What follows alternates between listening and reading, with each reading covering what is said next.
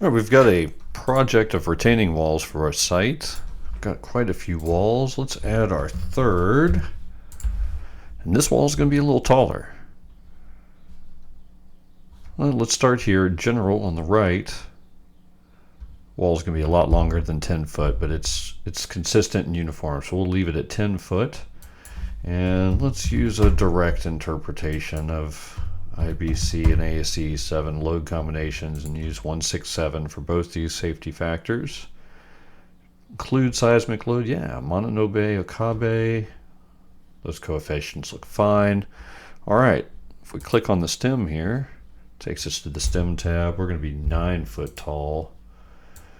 Let's see if we can do 10 inches. That looks about right for the height. Okay, and we're going to batter towards the toe, the exposed side. 3 inches is a little excessive for the cover in the stem. It warns us, do not use less than 3 inches of cover if casting directly into the soil. Shouldn't be for the stem. Glad to be reminded. Number 6. Let's try 15, see if that'll get us over the minimum. And we're going to use 2 layers of bar here. Watch that change. Neat.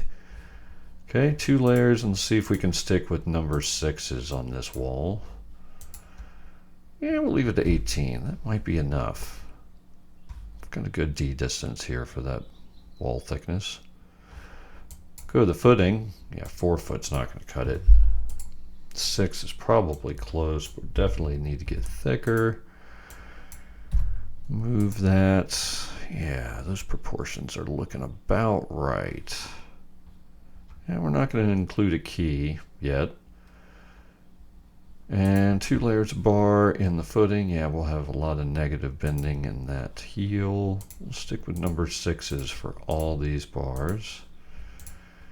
And let's see if we can get away with that 15-inch on center for the long bars. All right.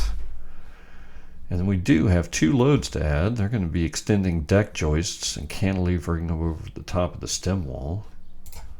So we'll have a dead load of 90 PLF and a live of 210 Z direction, 0 to 10 foot, full length of wall.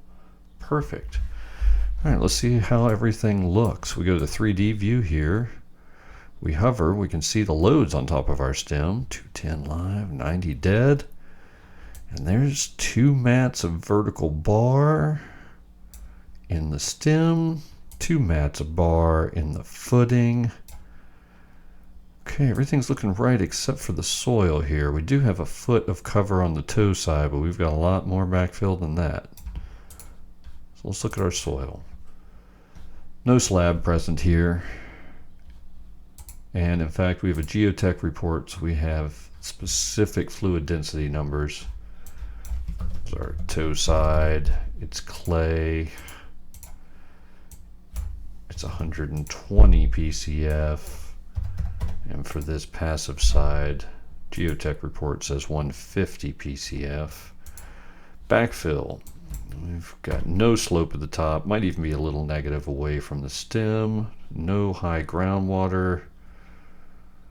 Okay, this is, we'll call it backfill. We've got clay. It is 8.25 foot, 120 density, and for active pressure, since we'll let this wall rotate and move just a bit, 45 PCF from the geotech report. Okay. That all looks correct.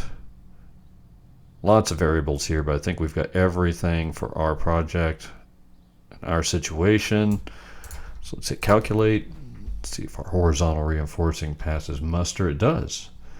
Okay, so well, we're looking good. Overturnings. We might be able to reduce the size of that footing just a bit. Let's see how the soil bearing is. 80%. Yeah, we might be able to bring that footing down by 2 inches or so. But we are failing in sliding.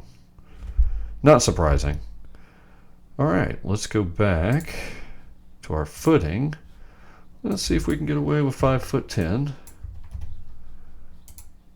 And now we want a key. And the depths needed for keys always surprise me. Let's try 18 inches, 6-inch thick, won't cut it. Let's try 12. That's looking about right. Yeah, 2 foot back from the toe looks good. Let's rerun. Hey, there we go. Just passing, sliding. That is not concerning to be a primary failure mode if an outdoor wall slides an inch or two. So that's fine being the highest. But everything's passing. Great. We'll come over here to our diagrams. You see this yellow outline around our stem. We're looking at the stem diagrams here. Shear, moment, you can change to a different load combination. We don't have too many loads on this. And we can click on the heel. We can also see shear moment diagrams for the heel. And if we hover, we can see intermediate values. Finally, click on the printer diagram here.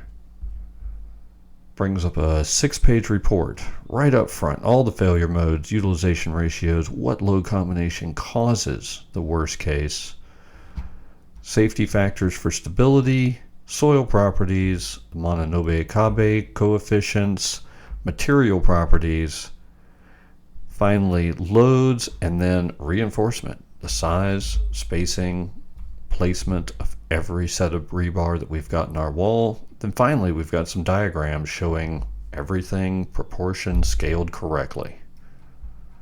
All right.